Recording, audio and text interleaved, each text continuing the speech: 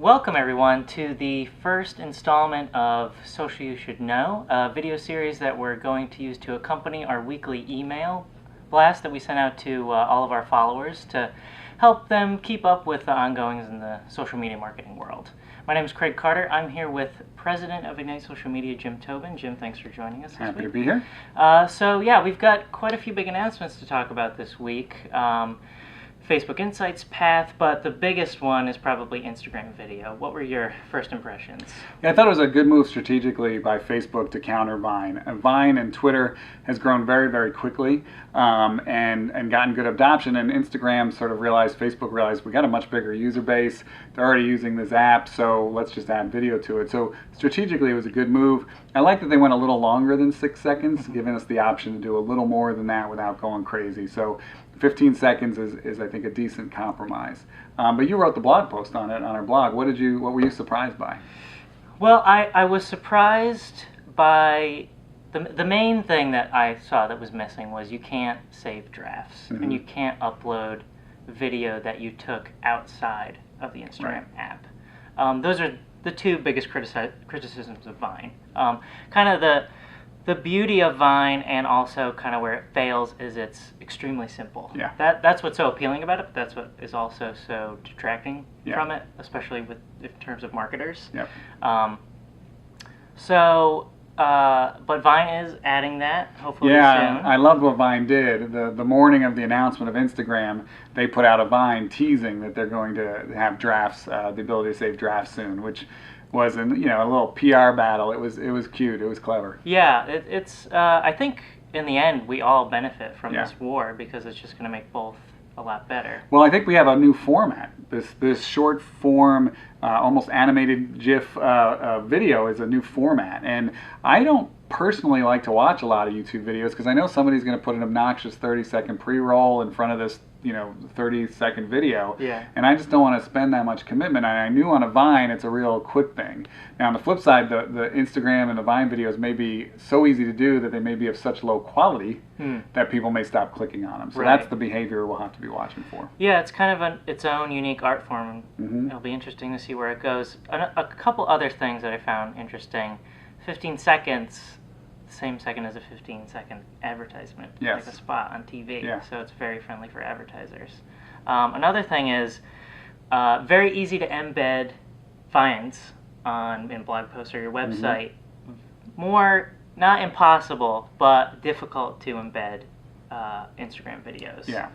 So there's that functionality missing, and I think if Instagram had gone to video a year ago, they would have taken a longer development time and they would have added some of that functionality. But Vine was catching up so quickly that every day Facebook waits, another person downloads Vine. They just added the Android app 2 weeks ago or something.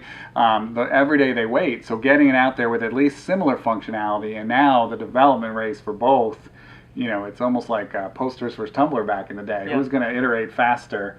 And Tumblr obviously won that one. Yeah, but all in all, a good way for Facebook to capitalize on its billion-dollar purchase of Instagram. They need to get as much out of that as they can. It's already got a great user base, a big user base, a creative user base. But apparently Vine was bought for like $1 million. So I think Twitter's investors are per dollar a little bit ahead. Yeah, absolutely. Okay, so next topic, Path. Little news came out. They were, I guess, deceptive. I don't know if that's the right word. Well, that's what Valleywag said. Valleywag called them cheaters. And so I don't get sued. I'll say I have no knowledge of any of this. I'm just saying that they alleged cheating by Valleywag, basically saying that nobody's using Path, but all of a sudden it's shooting to the top of the App Store in terms of downloads. They're adding 1 million users a month, supposedly now, but they're only up to 12 million users. I don't know how that math works because apparently they haven't been doing this for very many months. And Path is interesting to me because it was originally a 50 people limit. They increased that to you can only have 150 friends, and it was designed to fix a problem that Facebook has. I mean, I know I have too many friends on Facebook. I don't even know who some of them are, and it's a frustration of the platform. So they were dealing with frustration, but then there's this inherent limit of a social network spreading when you limit it. Social network spread because they spread, right? So you have that, and then you have this beautiful app. Everyone says the app is beautiful, and it is. It's a UX pleasure. Yeah. But I don't see a lot of people using it. Yeah, I reviewed it when it first came out, 3 years ago almost, and yeah, it was great to use, but nobody I knew was on it, and that just killed it for me. Well, and other than a beautiful UX, there's no compelling reason. There's nothing you can do on Path that you can't do on another. Yeah. You could just trim your friends list on Facebook. Right.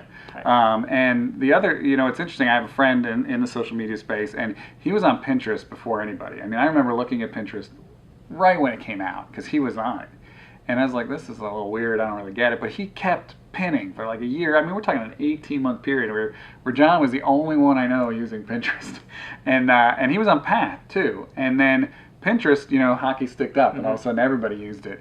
And Path, in my feed, in my circle, seems to be hockey sticking down. And so you never know in that sort of technology adoption learning curve which ones and when are they going to turn up or turn down. So this whole Valleywag story was sort of good gossip from an industry standpoint. See how it plays out. Yeah, absolutely. And last story, Facebook Insights just got a little makeover. Yep. What do you think? Yeah, they did. The thing I liked was that they had added the ability to let you see what demographics are interacting. So you could see what demographics were your fans, but now you can see what demographics are interacting. Not on the post level, which was initially reported, but over a time period.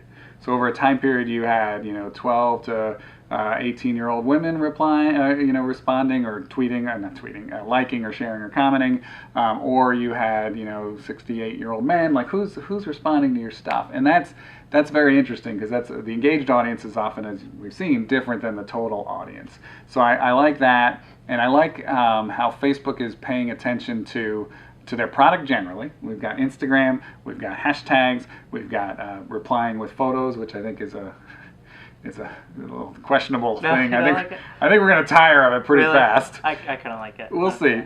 And it depends how people use it. But so they're returning to a product focus, which has been missing for a while as they've been so focused on ads. So I like that. But really, Facebook Insights isn't the problem. It's like, where's Twitter?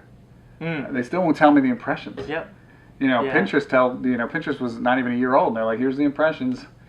Twitter, they know how to count the impressions. They're just not telling anybody. Yeah, that's interesting. So why aren't they telling anybody? I don't know. It's very odd how all these networks are very secretive when it comes to, just how your brand is doing. It almost seems like it's your business. It's not their business. Yeah. But I guess. And there should be 4, 5, 6 uniform network metrics that everybody agrees on, like impressions would be an obvious one that you can get so you can compare. And obviously each platform has, you have retweets on one and you have pins on another and you have shares and they're all going to be sort of different, but impressions, fans, who's active, those kind of basic things, it would be nice as a marketer if I could compare across platforms. Right now we got to jump through a lot of hoops to do that. So yeah. Something that I liked, we had a blog post about this go live today. They've changed the term virality to engagement rate, which I think viral is probably the most overused word in the industry. So it's nice that they kind of found another way to make it a little bit more specific. Yeah, because viral is, it means it spreads like without real constraint, right? And that happens to a social media marketer, once in a lifetime. Yeah. Except us, it happens every week. But for mortals, it's very difficult to get true virality. So you're right. We get engagement every day. We don't get virality every day. Yeah. So that's a good point. Yeah, absolutely. All right. Well, that does it for this week. Absolutely. We'll see y'all next week. Yeah. Be sure to subscribe to our email. You can do that on our website, ignitesocialmedia.com. Subscribe to our YouTube channel. You can click that button right down here, and you can follow us on Twitter at IgniteSMA, which will be right around here. Until next week, I'll say so long and have a great weekend.